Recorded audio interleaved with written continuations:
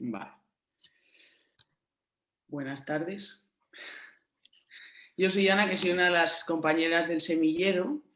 Hoy vamos a hablar de la fiebre en pacientes paliativos y antes un poco de introducir a la ponente, me gustaría recordar un poquitín qué es el semillero. El semillero es un espacio formativo dentro de la cabecera que nace un poco con la idea de traer diferentes trabajos, investigaciones y demás para aportar al grupo y hacer, digamos, una experiencia conjunta de formación. Dentro de nuestras sesiones, lo que intentamos es traer a ponentes de todo el territorio que nos presentan o bien tesis, trabajos de fin de máster, trabajos de investigación y explican, por un lado, la metodología que han utilizado en la investigación y, por otro lado, ya el tema en sí. Hemos tenido la primera sesión sobre el cribado de cáncer de mama con una metodología más cuantitativa, compleja.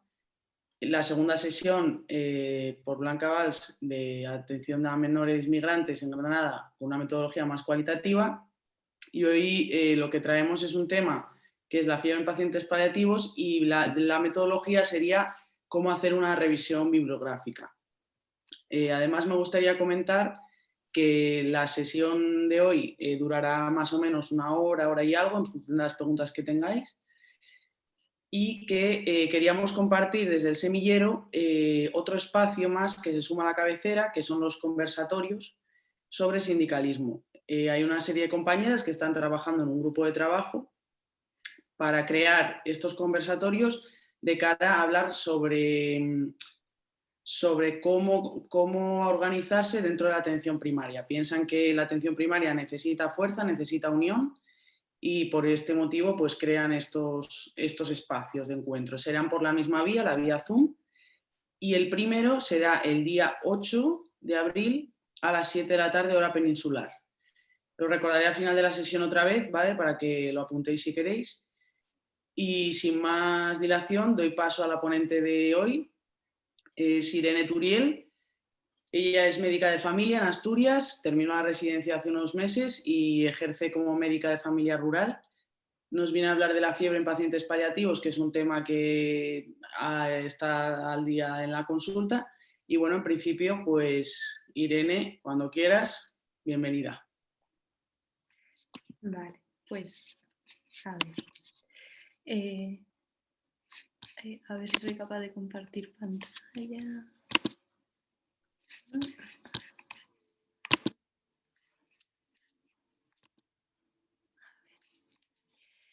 Vale, ¿se me escucha bien? Sí. Vale.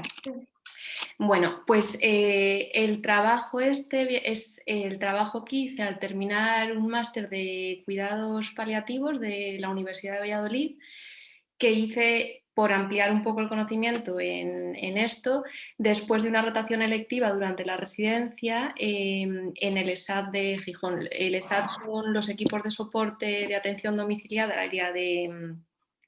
que se encargan sobre todo de los paliativos, existen en todas las áreas sanitarias, están formados por una médica y una enfermera normalmente y bueno, aunque realmente los paliativos son una parte de la atención que damos desde atención primaria, muchas veces, sobre todo en centros de zonas urbanas, por la presión asistencial, es complicado que desde el equipo de primaria se puedan dar con la calidad o de la forma que sería deseable, entonces se delegan en estos equipos.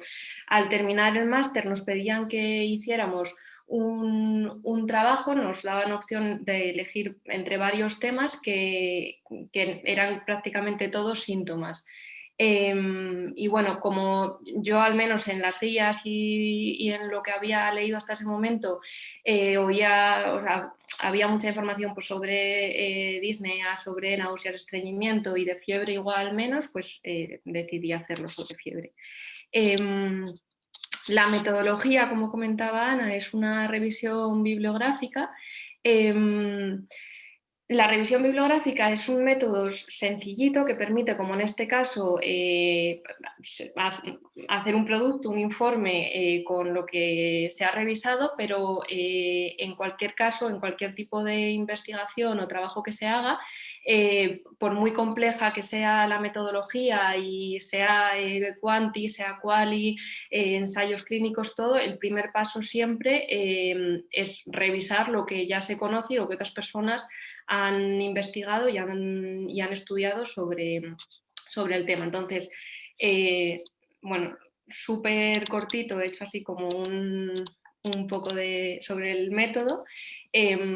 Cómo empieza una revisión bibliográfica o como cualquier investigación, se genera con una duda, una pregunta, pues bien porque estemos trabajando o en el ámbito que sea, nos surge una pregunta al que queremos saber contestar. Lo primero es analizar esa pregunta, intentar sacar de ella objetivos que queremos encontrar en la respuesta, analizarla e intentar tratar de desmenuzarla en términos más simples, en palabras o grupitos de palabras que puedan ser clave y que pensemos que otras personas que han trabajado sobre esto han podido utilizar. Y para esto ayuda mucho traducir la pregunta a lo que se llama el lenguaje documental, porque esa búsqueda se puede hacer en lenguaje natural, ¿no? En el que utilizamos habitualmente, pero existe como un consenso y algunas herramientas que se llaman tesauros, que bueno, los MES son los que se utilizan más en el mundo anglosajón, hay otros como los DEX, que son simplemente un conjunto de términos ordenados jerárquicamente, que las personas que trabajan ordenando las bases de datos de artículos y publicaciones utilizan para clasificar esos documentos. Entonces, cuando llega un nuevo documento, se le asignan uno o varios términos, normalmente 4 o 5, que se piensa que pueden describirlo mejor. Y entonces, bueno, de hecho, en casi siempre cuando se manda algo a publicar, pues hay una estructura y unas normas que son específicas de la revista concreta, pero siempre te suelen pedir un resumen al principio y que busques unas palabras clave. Y las palabras clave también en casi todas las publicaciones te piden que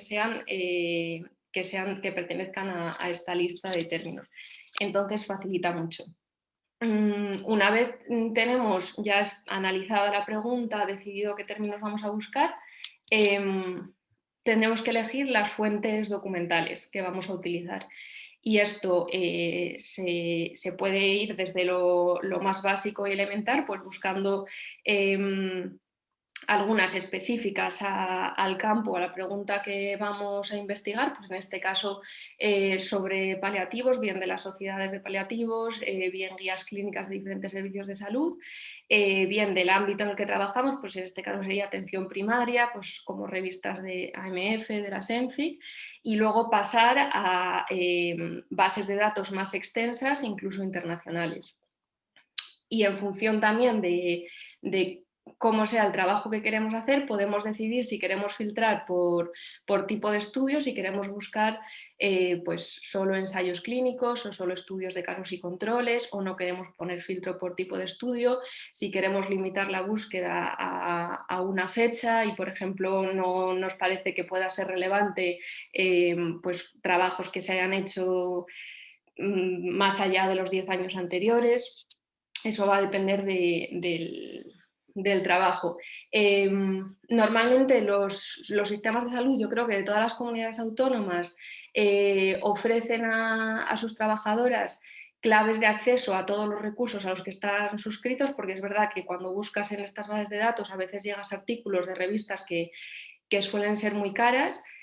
En caso de que no sea así, hay otra herramienta que es Sci-Hub, que bien introduciendo dirección web, bien por DOI y por casi todas las fuentes, te da acceso a prácticamente todos los artículos que puedas necesitar.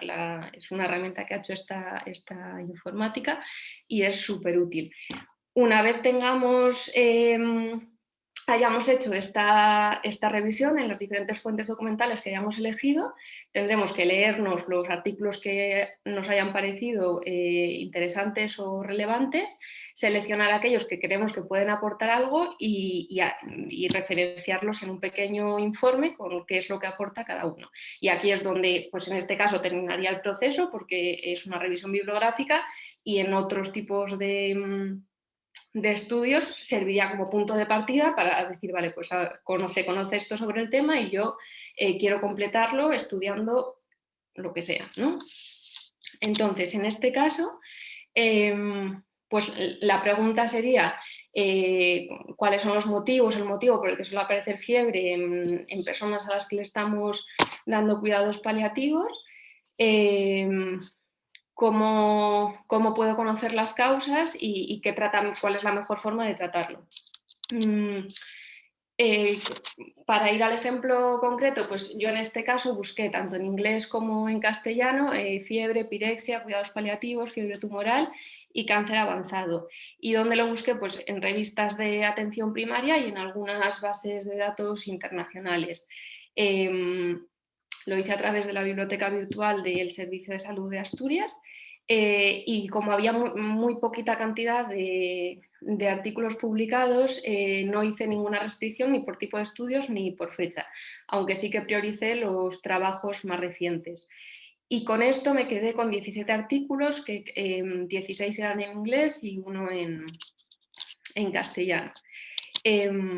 Entonces, bueno, todas las personas tenemos una temperatura corporal basal que oscila en torno a los 37 grados y varía a lo largo del día siguiendo unos ritmos circadianos. Y esto se mantiene también en los estados de enfermedad. Entonces, según la bibliografía, la definición de fiebre sería cuando esa temperatura se eleva por encima de 38 por un desajuste del centro termorregulador del hipotálamo.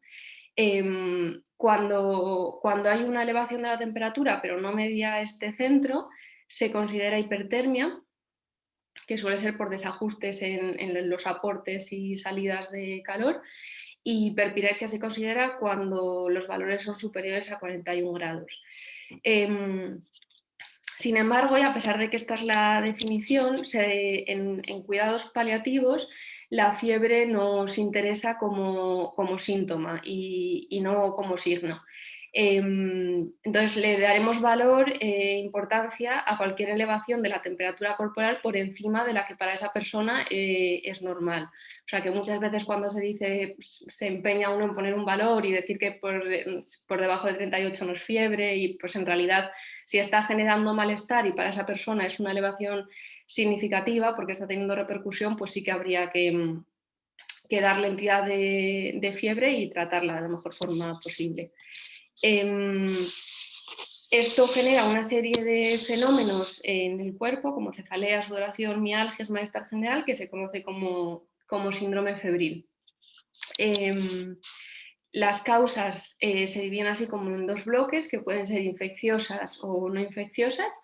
Las infecciosas ahora las veremos, pues medicamentos, algunas entidades como los trombos, como reacción alérgica después de una transfusión o el propio tumor.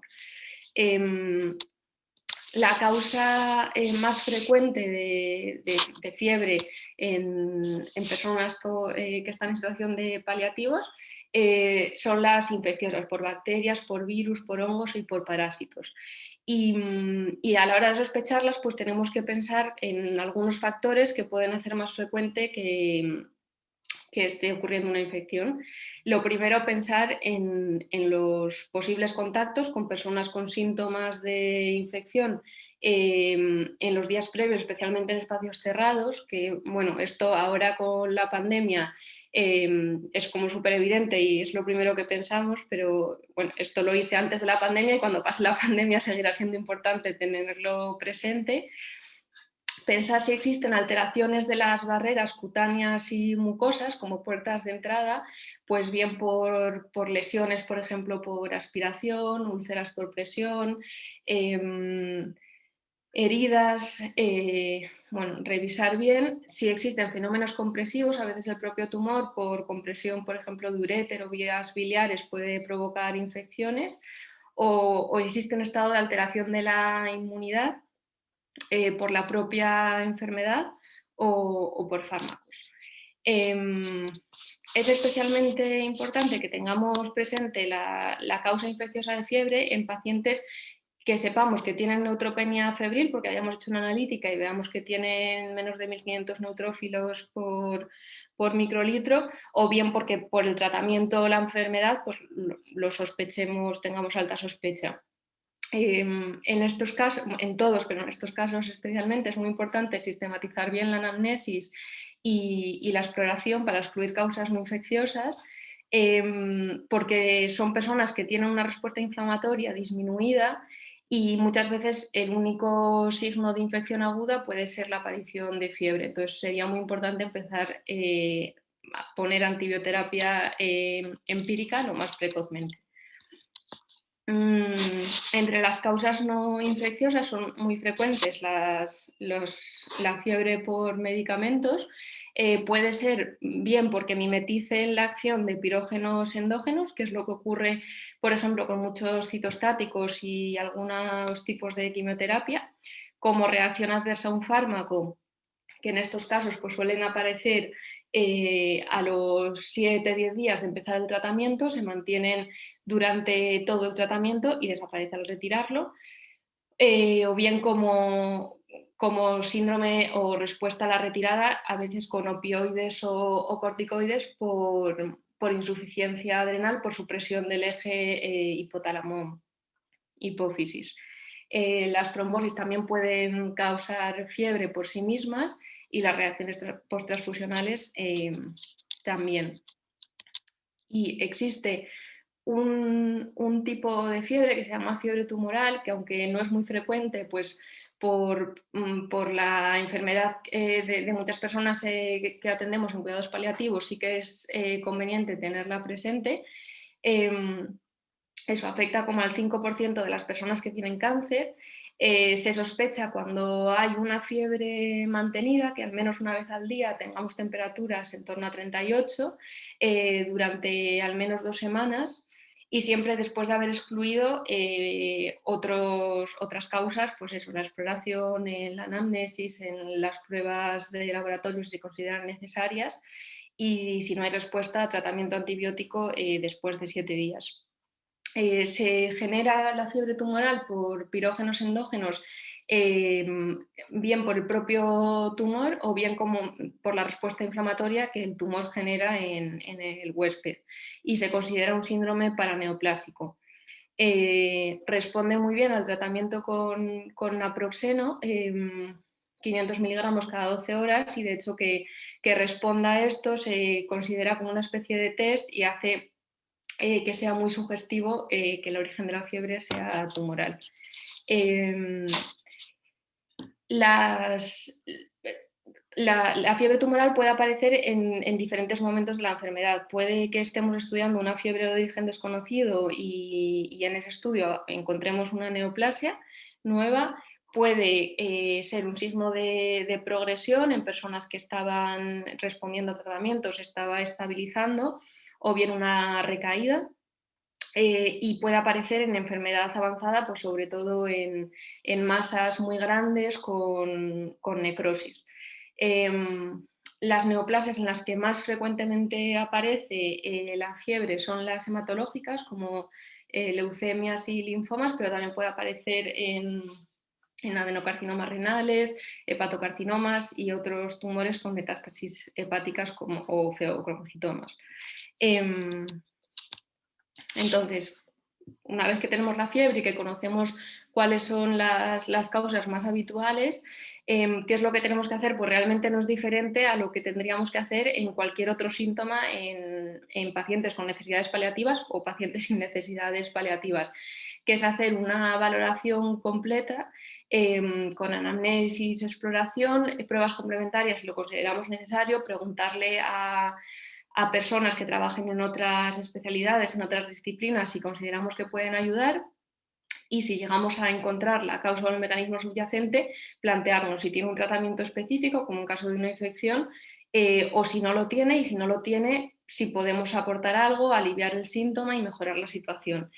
Pero todo esto centrado siempre, sobre todo en la persona enferma, en su entorno también, pero sobre todo en la persona, en la situación de la enfermedad, en el momento en el que lo estamos tratando, y sin perder de vista los efectos secundarios que casi todas las intervenciones tienen, y hacer una monitorización y seguir siempre cualquier intervención farmacológica o no farmacológica, pensar si está aportando algo y está viendo una respuesta, en ese caso mantenerla, y si no lo está haciendo en un tiempo razonable, retirarlo.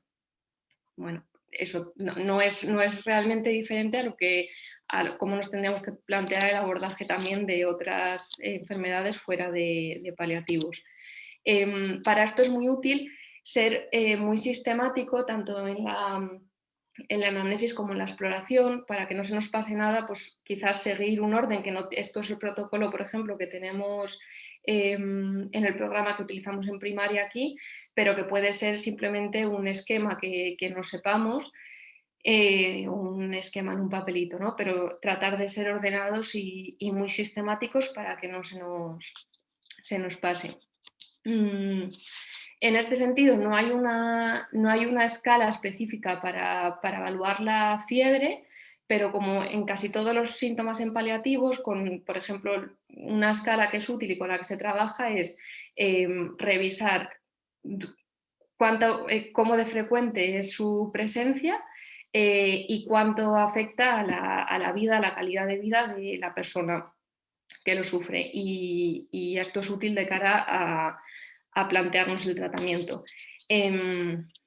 Bueno, tanto esto como lo anterior, si lo revisamos con los sistemas de graduación de evidencia científica que solemos utilizar, pues la calidad de la evidencia es muy bajita, que bueno, pues en esto como en otras muchas cosas, pues se ven un poco las fisuras que tiene la medicina basada en la evidencia para muchas cosas. No le quita validez ni sentido a hacer las cosas de esta forma, pero bueno, es verdad que no se va a poder evaluar como se evalúa el efecto de una medicina en un ensayo clínico, ¿no?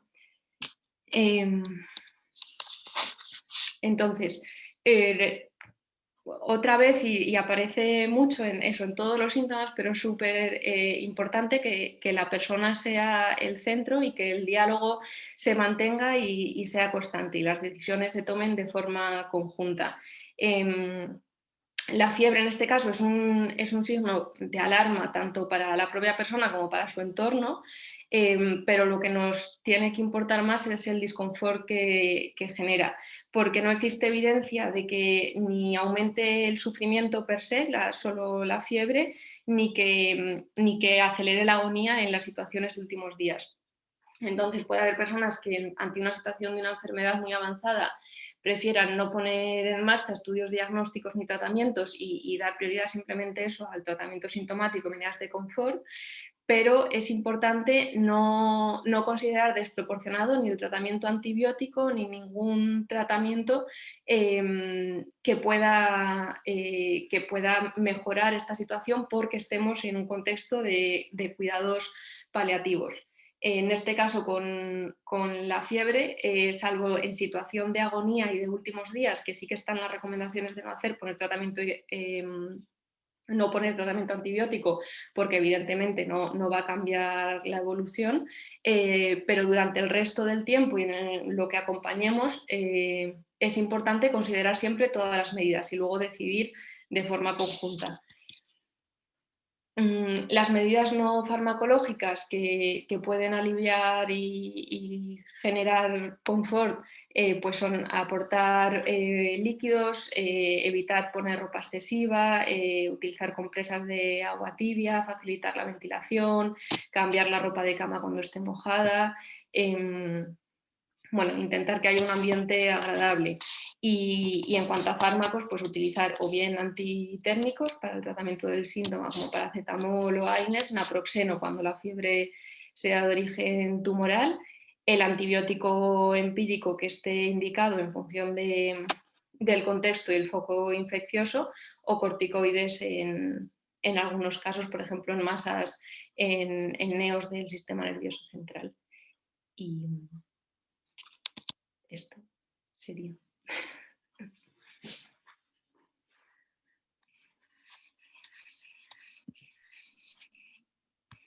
Muy bien, Irene. Muchas gracias. Bueno, iniciamos la ronda de reflexión que siempre nos gusta que acompaña a las ponencias, por eso las intentamos hacer como cortas y concisas para generar un poco de reflexión en el público que nos acompañáis. En primer lugar, a mí me gustaría hacerle una pregunta a Irene, porque no me puedo aguantar, se la tengo que hacer, y es que, Irene, ¿qué pasa con la fiebre en pacientes paliativos y el COVID? Quiero decir, yo estoy en mi centro, recibo una llamada, existe la fiebre, ¿no? Y de repente todo el mundo se pone a su alrededor con nervios, que será COVID, no será COVID, estuvo en el hospital la semana pasada, lo habrá cogido, ¿qué hago? ¿Qué no hago? ¿Voy? ¿No voy? ¿Cómo sería un poco la valoración ahora? ¿Cómo cambiaría esta valoración de la fiebre? Pues en realidad no es diferente de lo que comentaba, o sea, tener en cuenta, valorar en el contexto, pues por contactos y por síntomas, si es sospechoso de que sea por COVID, que en situaciones de transmisión comunitaria, pues a no ser personas súper aisladas, van a ser sospechosas siempre, y ahora mismo pues bien con test de antígenos o con PCRs que se pueden llevar a las casas, hacerlo si está indicado, y control de síntomas y de la situación clínica. Bueno, como en función también de la situación y la dependencia, valorar cómo están las cuidadoras normalmente o las personas que están acompañando. Intentar garantizar la atención dentro de la situación. Vale. Pues abrimos el espacio de reflexión, yo ya me he quedado tranquila. Si queréis alguien hacer alguna pregunta, alguna reflexión, comentarios a la ponente, cualquier cosa, están abiertos los micros, así que aprovechad. No sé dejar de compartir la pantalla, perdón.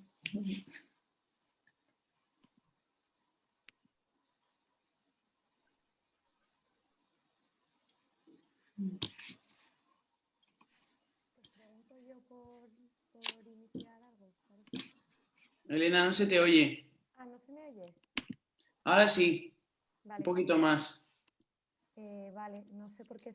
Voy a intentar que se me oiga mejor antes de... Ahora. ¿Sí? Sí, cuéntanos. Vale.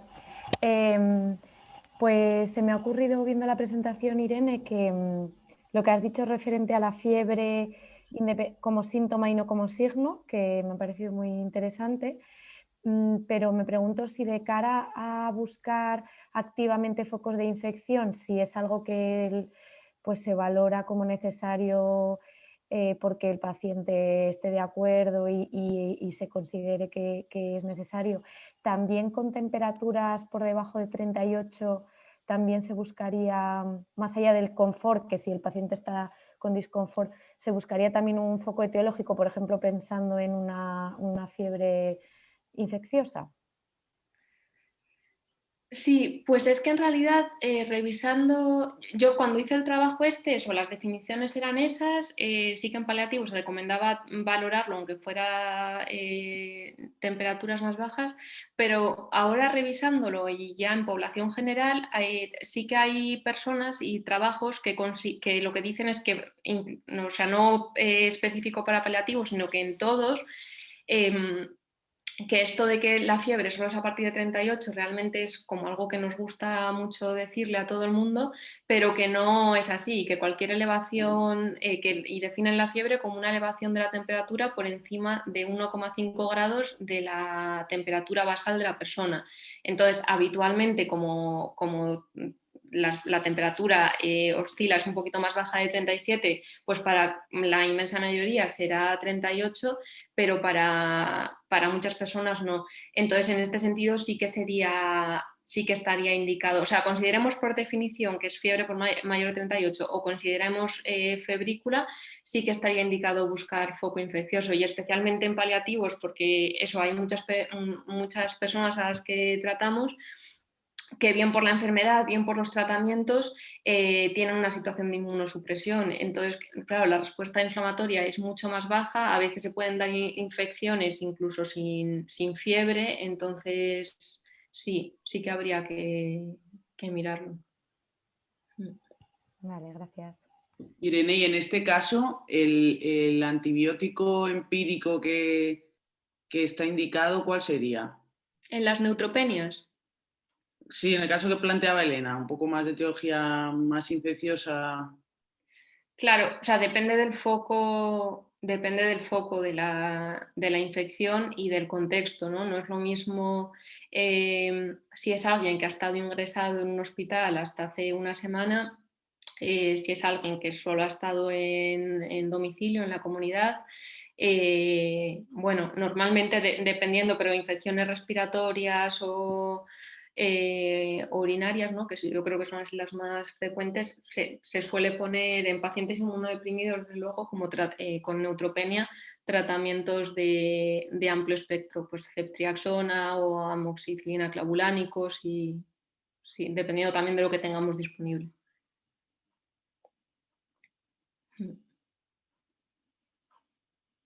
¿Y cómo decidirías si el antibiótico no va, eso que comentabas antes, de si no va el antibiótico, si pasa un tiempo razonable, a lo mejor hay que hacer pruebas complementarias, igual se me está pasando algo, me he seguido el protocolo de PAPA? ¿Cómo planteas tú un poco esa derivación o ese paso más? Pues bueno, en realidad ahora sí que se han acortado bastantes los días recomendados de tratamiento antibiótico en muchísimas infecciones, pero sí que se considera que si el antibiótico es el correcto para la infección que sospechamos, y después de 7 días de tratamiento no persiste la fiebre, dependiendo siempre de la situación de la persona y del contexto, habría que plantear, pues, o bien que nos hemos equivocado, que no es el foco, o bien que es una infección atípica, que hay algo con resistencias y que no está funcionando, y estudiarlo, pues bien a través de un cultivo, bien a través de pruebas de imagen, o que el origen de la fiebre no es infeccioso y es una fiebre tumoral, por ejemplo. Vale.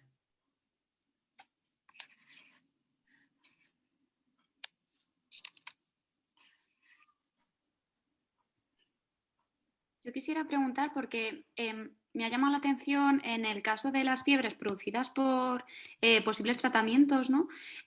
Claro, ¿en qué momento te planteas ese diagnóstico? ¿Una vez ya descartas con pruebas complementarias el posible origen infeccioso? Claro, entiendo que tienes que barrer casi todos los sistemas y aparatos, ¿no? Para buscar ese foco, o realmente se suele pensar antes en ese tratamiento como posible causante de la fiebre. Claro, en realidad hay que, bueno, como casi siempre, sobre todo en primaria, que manejamos mucha incertidumbre y tampoco tenemos muchísimas pruebas o pruebas súper complejas disponibles, como intentar pensar mucho en el contexto y en la persona, y en lo más frecuente en ese contexto. Entonces, siempre lo primero en lo que hay que pensar es en una causa infecciosa, porque es lo que ocurre en la mayor parte de personas, porque tienen normalmente una solución. O sea, se pueden tratar, y el resto de causas, salvo en medicamentos, en situaciones muy específicas como de quimioterapia, ¿no? Que ahí sí que hay muchas veces que da esta reacción. O sea, salvo en situaciones que pensemos claramente en otra causa, lo primero es pensar en infección, y el resto serían como diagnósticos de exclusión.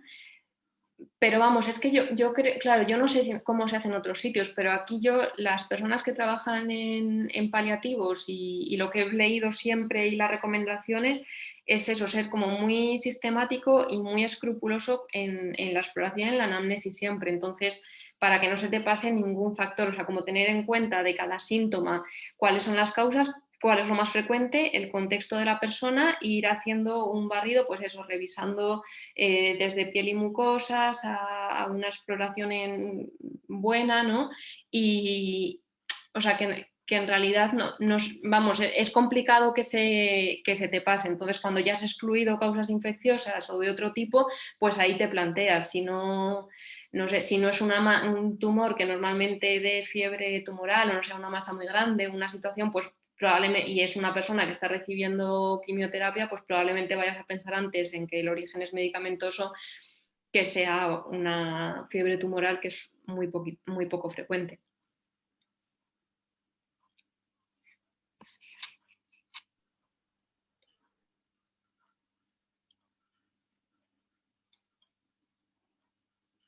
Bueno, yo quería ver si fuera posible que alguna de las personas que está en la reunión, antes de que la terminemos, si a alguien le gustaría compartirnos alguna experiencia que haya tenido relacionada con este tema, alguna experiencia de algún paciente, algo que le haya sucedido ahora con la pandemia, antes de la pandemia, algo que le haya marcado con el tema de la fiebre.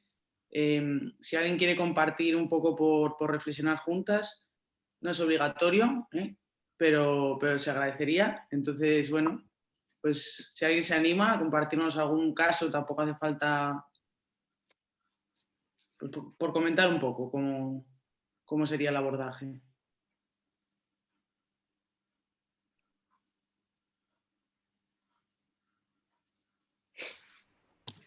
Pues yo no tengo mucha experiencia, pero sí tengo una reflexión, a ver qué pensáis. Yo hice mi rotación de paliativos en Madrid y luego es verdad que desde que estoy trabajando así no he tenido casos de paliativos para seguir yo, pero en mi rotación en Madrid siempre pensaba en, pues, por ejemplo, la fiebre, ¿no? Cualquier otro síntoma. Cuando se acuerda con el paciente cómo investigar un poco más o con la familia o hacer más pruebas, pues hay muchas pruebas que tenemos al alcance, ¿no? Hacer una analítica, un análisis de orina, que se pueden hacer en domicilio, incluso PCRs, etcétera. Pero a la hora, por ejemplo, de hacer más pruebas complementarias, en Madrid no había una vía que no fuera pasar al paciente por la urgencia, ¿no? Con todo lo que eso supone de tener a un paciente en una urgencia hospitalaria, que en el caso de Madrid, pues, bueno, pues lo de siempre, ¿no? Muchísimas horas esperando, mucha violencia para esa persona, mucho disconfort, ¿no? Para un paciente paliativo, que lo mejor es que esté en casa, a gusto con medidas de confort.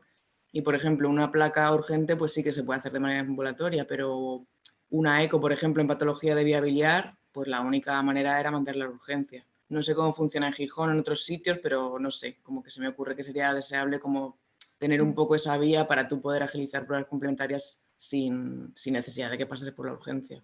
No sé si en otros sitios funciona de otra manera o... Claro. Sí, no, aquí la verdad es que yo lo que conozco igual, o sea, pues recoger un cultivo, un sedimento en domicilio, una analítica y normalmente lo llevábamos nosotras luego al hospital y eso, y como muchas radiografías que se piden de forma urgente y que sí que se podía ir a hacerlas y el resto es a través de urgencias y completamente de acuerdo que sería útil que hubiera otras vías. Yo en Vallecas hay un programa que no es en concreto para paliativos y tampoco resuelve del todo lo que estaba diciendo Adriana porque no es para pedir pruebas complementarias exactamente, pero que se llama programa NIA, nivel de intervención alto. Y es que los pacientes que tú tienes en tu cupo, que sabes que probablemente van a requerir atención especializada para algunas cosas puntuales, pero que la prioridad es... Uy, nos hemos perdido. Ya. Sí. Que la prioridad es no, pues no ser agresivo con ellos, evitar eso, pues por ejemplo un poco la iatrogenia que tiene la urgencia y tal, pues hay para ellos como un internista de enlace en el hospital que si ves que necesita alguna cosa que puede resolverse con un ingreso corto o que va a necesitar un ingreso más prolongado pero quieres evitarle en todo caso el paso por la urgencia, se puede contactar con ese internista de enlace y gestionar como una entrada del paciente al hospital un poco más adaptada a esa situación. No siempre ha funcionado, hay veces que acaban en la urgencia igual por problemas de coordinación, pero está bien para cuando funciona y luego también tiene la posibilidad de que durante la evolución del paciente, aunque esté en casa, hay como más facilidad para comentar cosas con esa internista y para tomar como decisiones compartidas y tal. Entonces, cuando funciona, la verdad que está bien. Podría ser como una vía un poco, ¿no? ¿El programa NIA, cómo eran las siglas? Nivel de intervención alto. Pues sí, bueno, sería deseable desde luego que hubiera algo así en más sitios. Pero vamos, o sea, es pequeñito. La mayoría de pacientes que lo necesitarían realmente no sé si porque no se conoce mucho en los centros de salud o porque tampoco habrá tanta capacidad de coordinación desde el servicio de interna. O sea, no es una cosa que esté súper extendida, pero sé que existe y en mi centro de salud hay una adjunta que a su vez es el enlace en primaria del hospital, que sí que lo manejan más y tal.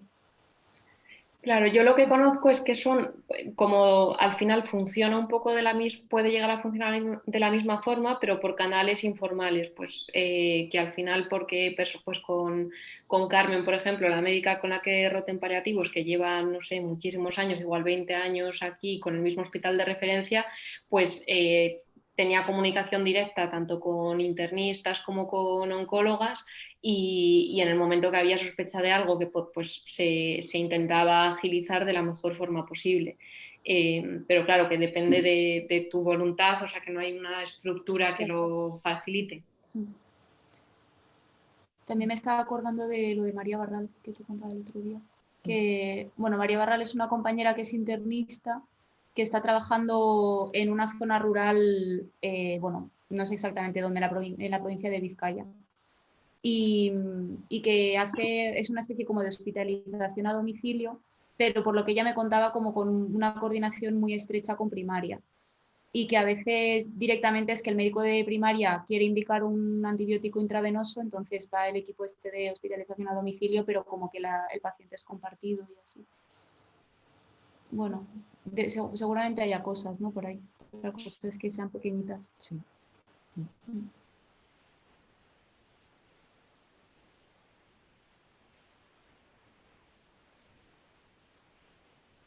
¿Y en pediatría?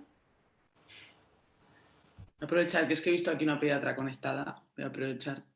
¿Quieres compartirnos algún caso, alguna Claro, reflexión sobre la fiebre en pacientes paliativos pediátricos?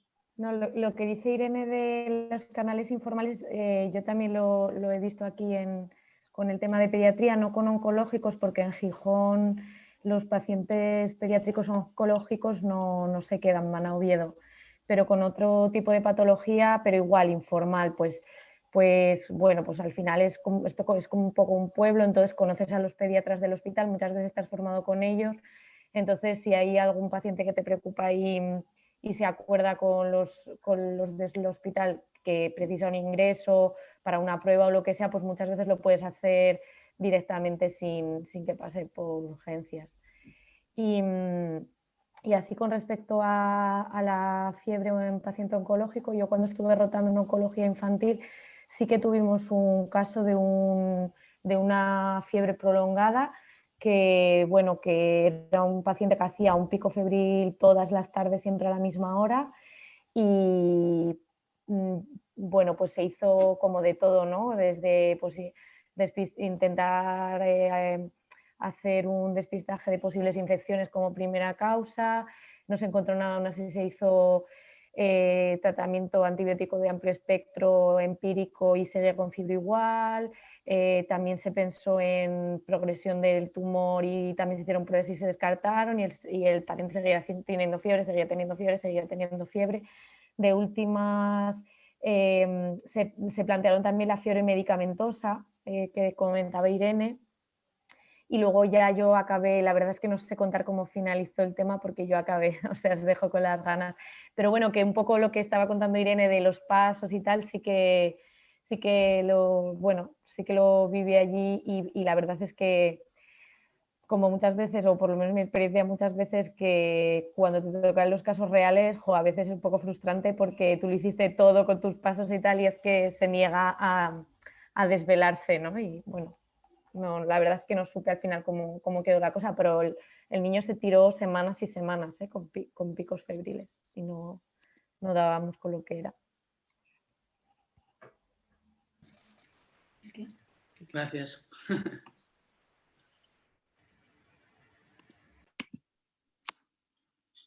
¿Alguna más quiere compartir algo?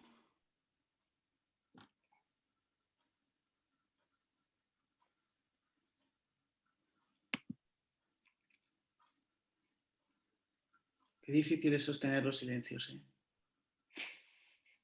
Creo que necesarios son también. Bueno, pues si todas estáis de acuerdo, voy a dar el cierre de la sesión de hoy. Muchísimas gracias, Irene, por tu participación, apoyo y lo que nos has aportado hoy. A todas por colaborar como público, que eso es lo que nos gusta en Semillero. Y bueno, recordar un poquitín lo que comenté al principio, ¿no? Que por si hay alguien que se unió después, el Semillero sigue funcionando. El mes de abril, entre la semana del 21 y 28, vamos a tener una sesión sobre las benzodiazepinas, que moderarán unos compañeros de Euskadi, creo. Y bueno, también entre esta sesión y la siguiente habrá un conversatorio de las compañeras de sindicalismo, el grupo que se ha creado para hacer un espacio formativo dentro del cual hablar sobre temas que tengan que ver con esto y aportar cosas, ¿no? Porque siempre al final de lo que se trata es eso, de traer diferentes ideas, propuestas y demás. Esto será el día 7 de abril. Perdón, el día 8 de abril a las 7 de la tarde y hora peninsular. Se compartirá el enlace por las vías habituales de la cabecera, será por Zoom igualmente, creo, igual utilizan otra, pero me parece que era por Zoom. Y bueno, nada, estáis todas invitadas. Por mi parte nada más, muchas gracias y nos vemos el mes que viene. ¿Vale? Adiós. Dice la gente que gracias y que se van.